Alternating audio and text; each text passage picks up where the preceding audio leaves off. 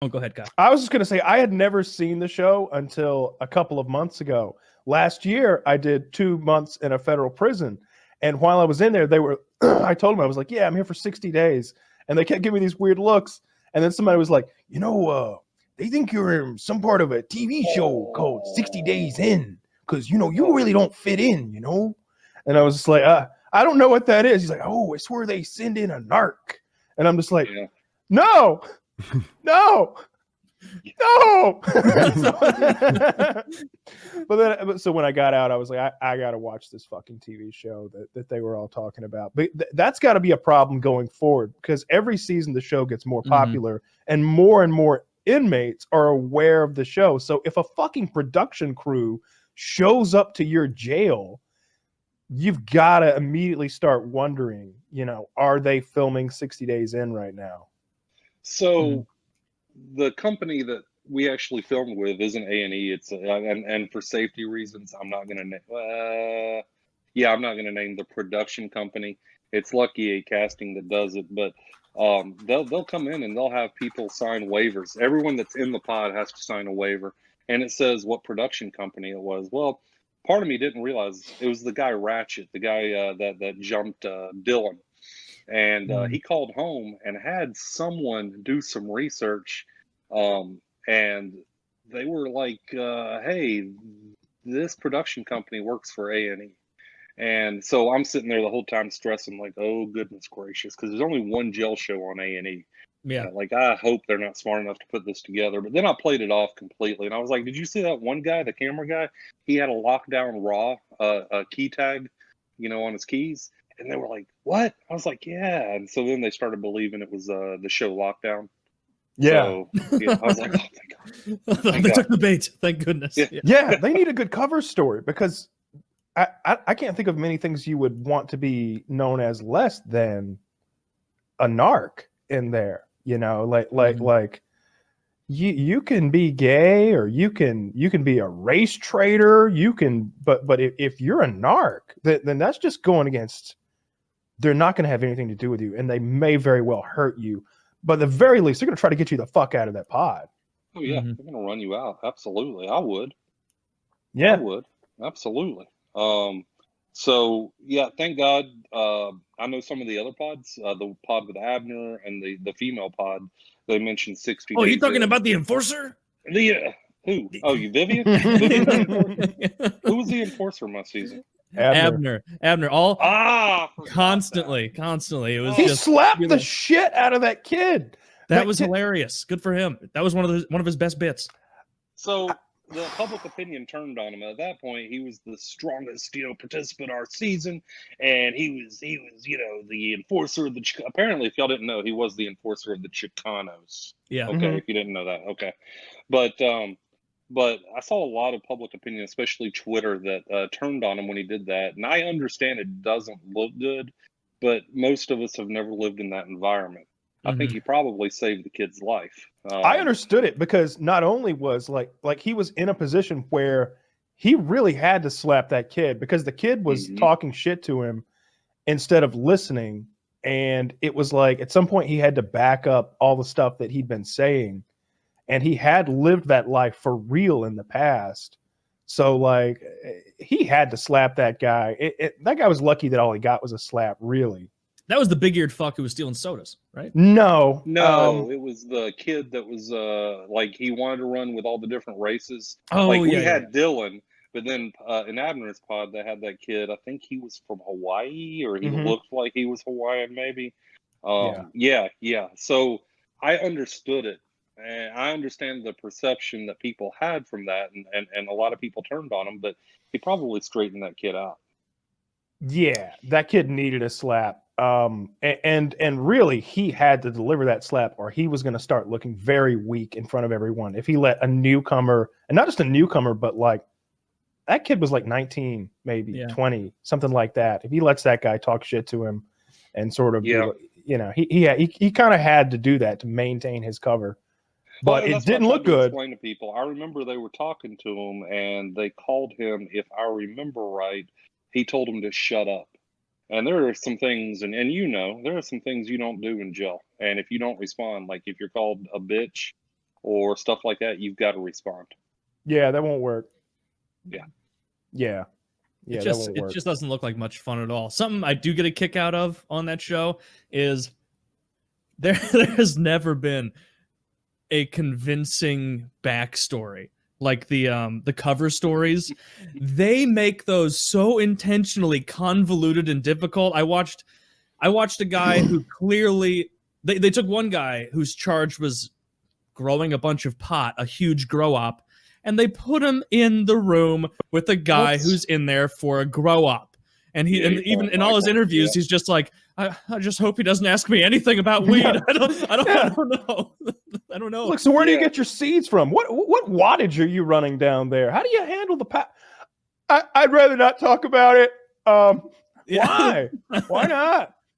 Well, it's just natural that a lot of these people have never been undercover. Now, in the military, I worked as what's called a human intelligence collector. So what we do is we did some undercover work, and so I had the experience. Not a massive amount of experience, but I've been undercover before in a military setting, and I think people, they don't know how to sell their story, and if anyone questions them, like that deer in the headlight type look, I never had any problems with my story. My story was possession of stolen checkbooks. So I took a little bit of truth and I grained it with a lot of lies because I'm a real estate agent here in Georgia. Well, I don't do it now. I'm actually back in law enforcement.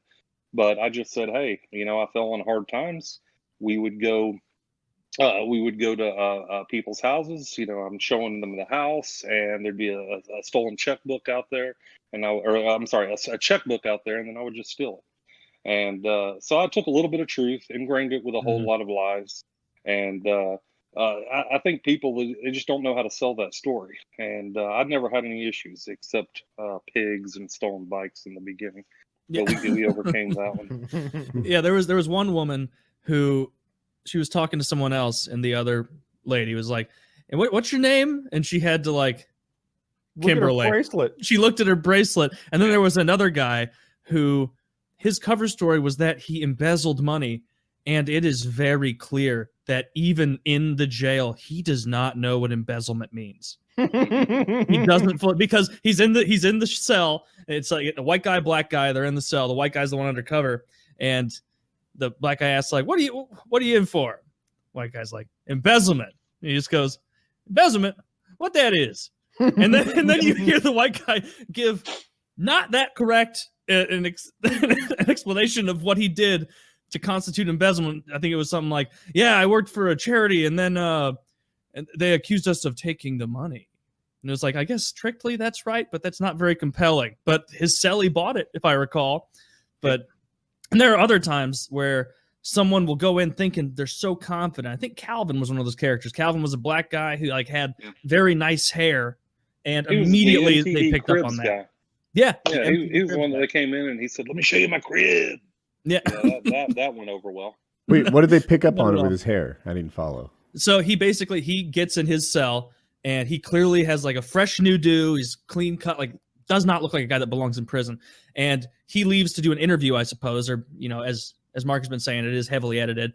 And as he's saying, obviously this is edited, he's saying, I really think they trust me. I got in there. They really seem to like me. And then it shows his cellie standing on the desk, shouting through the air vent, being like, yeah, his hair way too nice. He's on 60 days in. This motherfucker's on 60 days in. And then it goes back to Calvin being like, I think I've earned their trust. It's like, no, you're fucked. You're fucked. Yeah, that was so good. He'd been there an hour.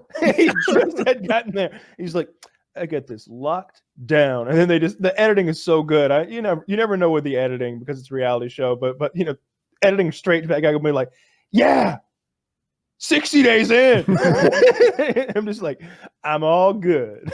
Oh yeah. And one of the best characters, I say characters, but one of the participants is Nate from season 3 and 4. And I think you even said in one of your, interviews, you're like, I want to be one of the good ones. I want to be like Nate. I want to conquer this.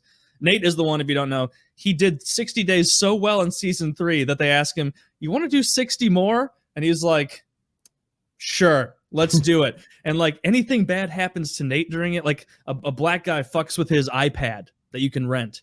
And immediately, everybody in the cell, not just the white guys, other black guys that he's friends with, they're like, we got your back. We're going to go fuck him up for breaking your iPad. And he has to like be like, you know, guys, I don't think we shouldn't fuck him up too bad. And they're no. We're gonna hold him down. You stomp his eye. Yeah. Maybe nothing with the eyes. Oh, you gotta get the eyes. Yeah. To all the 60 Days In fans that love Nate, I'm going to break your heart for a minute. You know, they actually flew him out there, and he was part of our prepping crew. Like, you had us, you know, all sitting in the hotel conference room, and they're telling us, you know, when the sheriff and all them introduced themselves, he actually came out there and did a whole lot of, like, about an hour of talking to us and getting us ready, and they completely cut it. And so he had the opportunity to be at least on the first episode of season 5, and for whatever reason, the TV gods decided no. How did your plan going in for getting along with everyone, like, go off course, or did your plans come and work out? Like, you must have had some sort of strategy for social stuff. Yes, my strategy going in for social stuff was to not do anything and sit back and chill. About 8 days in, they called me out for an interview, and they were like, "You can't do that. You got to get involved." And I was like, "But I guess it wasn't good TV." So, you know, as I said, being a man of faith, you know, that's kind of where I went. I was like, "Hey, you know what? Everybody, having been a CO in the past, everybody loves Bible study." And so that was kind of my end. There was a couple of things I did. One thing also that got left at the on the editing room floor, if you will, was I've got a bachelor's degree and all that stuff. So I'd like to think I'm semi-educated. But, you know, I helped write resumes for a lot of the guys. I probably wrote 30. That could get hilarious real quick. Oh, it was awesome. What work experience do you have? Yeah. Crackhead, you know.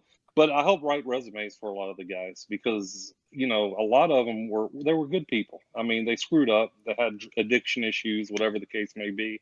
But I didn't want to see them come back. So I would write resumes. I probably wrote 30 resumes in there for the guys. And then the Bible study thing. And, what was the most you ever had to stretch a resume? Like, where's someone, like, you're like, I'm going to help you out, John. What work experience? Like, was there one where you're just filling in words? Like, any really funny ones? So there was this one guy. He was, I don't know, maybe 25. He was a young kid. I mean, relatively speaking.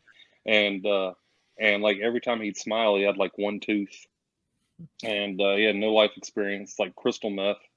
And he did a lot of meth. And he was still a good kid, but I believe we put that he had a lot of management experience, where he was actually a drug dealer. I mean, it is what it is. You know? Did he have anyone underneath him? Pharmaceutical sales experience. Yeah, in the pharmaceutical industry. I like that. One-track mind. Doesn't waste time with deodorant. High energy. High energy. I liked it. Yeah. He was the unlicensed neighborhood pharmaceutical or pharmacist. There we go. Jesus Christ. Yeah. I think he got a job as an ER physician after that.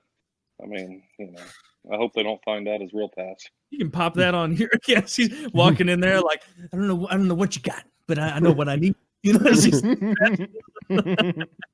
but what was you always imagine the biggest drugs in there are going to be heroin flying around willy-nilly. Is that true, or is it just a menagerie of everything?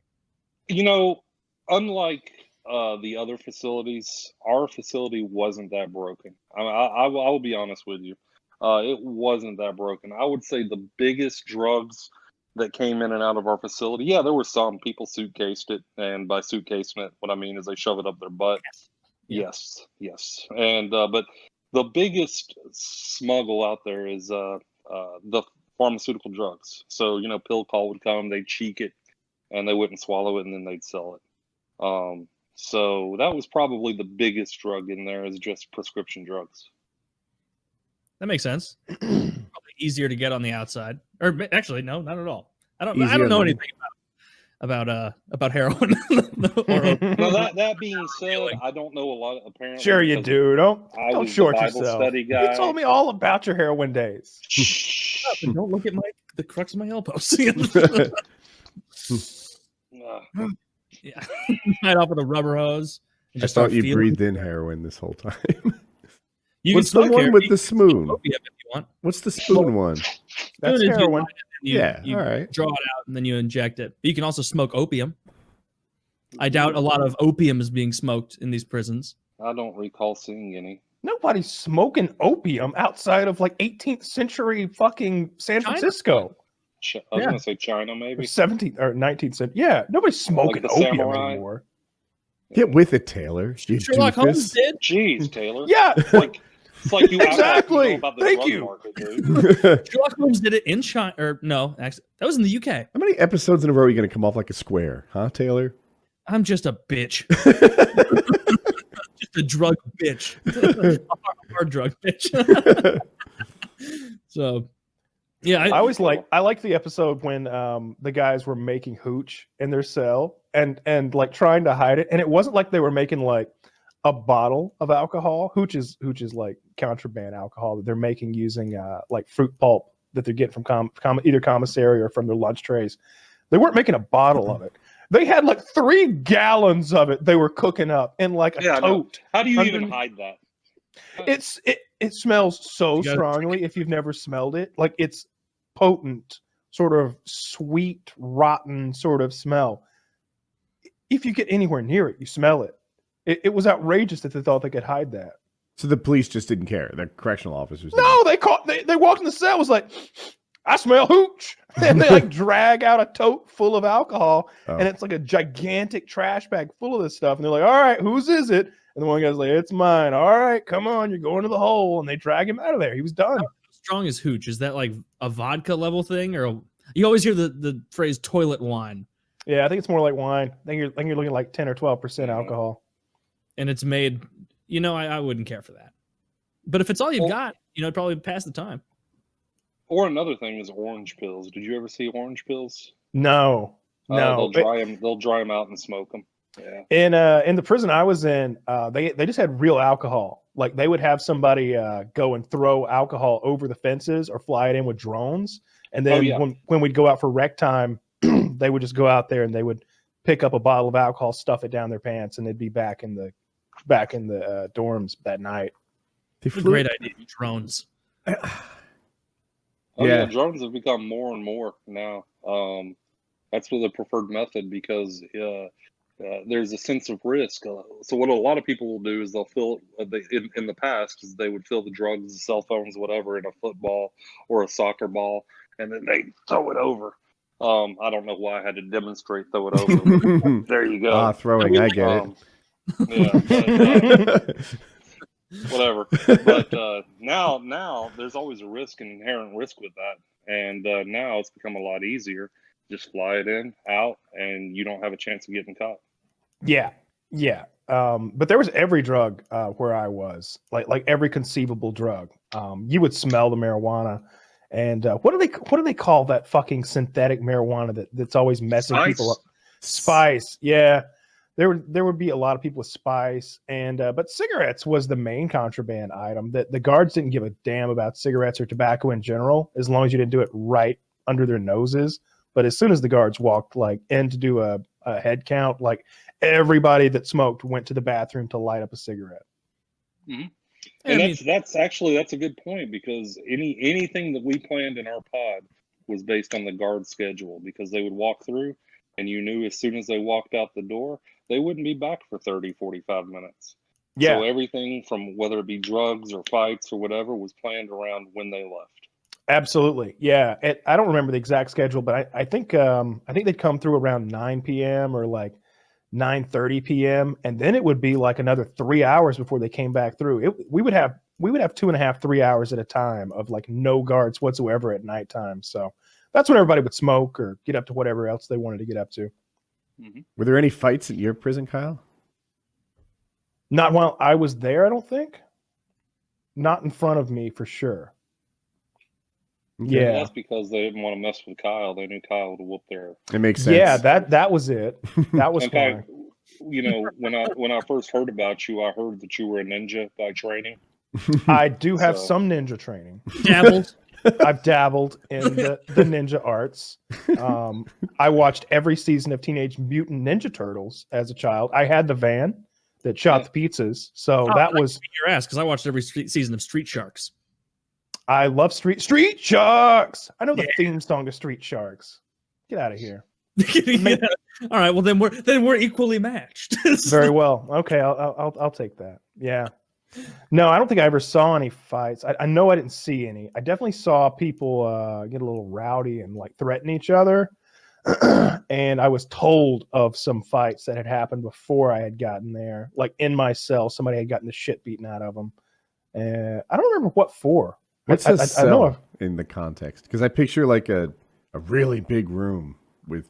No, yeah, our cells were weird. It was a gigantic dorm room with these concrete dividers that on me they would come up to right about here, so like 5.5 feet or something like that. But there's no door. There's just concrete dividers splitting rooms alongside the wall. So one of your walls is the wall of the dorm with a little bullshit window in it, and then to your left is a 5.5 foot tall cinder block wall, and to your right is as well. And then there's just an open space to walk into a hallway. It's the world's easiest to solve maze. Yes. Yeah, there's no maze to it at all, really. And, there's along each side of the wall, there was a row of these cells, if you will. And then down the center, there was 2 rows of them as well. So, yeah, we were just locked in a big dorm with 125, 150 guys. You said you were in a cell. Is that what you refer to as you and the guy, the bunk? Yeah. Okay. Yeah, that's what we called those rooms. We called them cells or cubes. Okay. It was one or the other. You called your buddy your celly. So, which I never cared for. Your celly that talked too it much is my sounded British. favorite story of the whole. Oh, God, Greg was the worst. Greg, I had a cellmate that would he was about a 65-year-old black man, and he'd been in for maybe 8, and he had about 4 or 5 more to go. And he was very focused on getting out, getting his life back together. He'd see his family every Saturday. He would talk to himself continuously, all the fucking time. All the time he would talk to himself. Not about anything really poignant, really just about what he was doing right now. He's like, all right, about to get ourselves fresh and clean, as he like put his hair treatment in and like combed his hair, but getting fresh and clean, getting the day started right. Yes, sir. Old Greg getting the day started right. About to get that mouthwash. Yep, getting fresh and clean. Fresh and clean. I'm like, is he reusing mouthwash? Fresh and clean. Fresh and clean. He spit the mouthwash back into the bottle. Fresh and kind of clean. Back in the bottle. Kind of clean. That defeats the whole point. But it was Of like, the yeah, wash. look at Greg It's making run out as making quick. the bed. Greg, It's I'm so making clean. the bed. This bitch has he would make his particulate bed, floating around. making in the his cell. bed, making it up right and tight. Yes, sir. Making the bed, starting the day right. Yes, sir. And I'm just up there on the top bunk, just like staring at the ceiling, like 23 more days. 23 more days. Most Almost people's sounds a favorite little character in uplifting. the Kyle story is Snow, but I'm on Team Greg. Greg Greg is was the worst. Greg was so annoying. Greg was more annoying than the guy that wanted to rape me.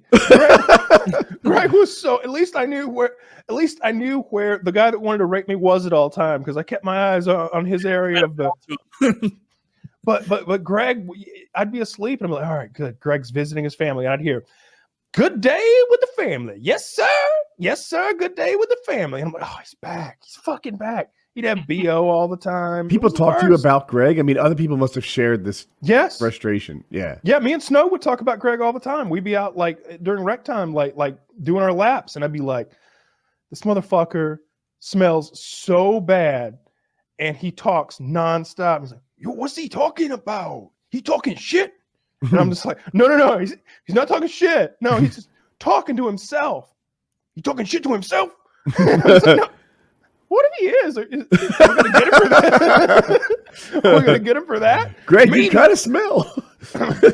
I can't remember what Snow would call him, but he smelled like formaldehyde or something like that. He had the that. hair stuff. Black people have a different kind of hair treatment than we do, and I'm not very accustomed to. No, it wasn't even black. No, Greg was black. Oh, Greg was black. I thought we said Snow for a second. No, Snow was Mexican, Texan, something or another. But Greg had that stuff he put in his hair, and he was the only black person who used that particular brand. It was like old black man hair treatment that smelled so much fouler than anything else anyone else used. Like the stuff that the young black guys used, I'd smell it and be like, kind of got like a Axe body spray, kind of a nice smell to it. All right, like I could get down with something like that. That smells good, because my hair stuff was literally like a bottle of green aloe vera hair gel. It wasn't, and you had to put so much in your hair to make your hair like do anything like what mine does now. It didn't work. Greg always smelled like chemicals all the time. And I would just Greg have my sounds like a blanket dick. pulled over my. Greg was the worst. He was a nice guy, I guess.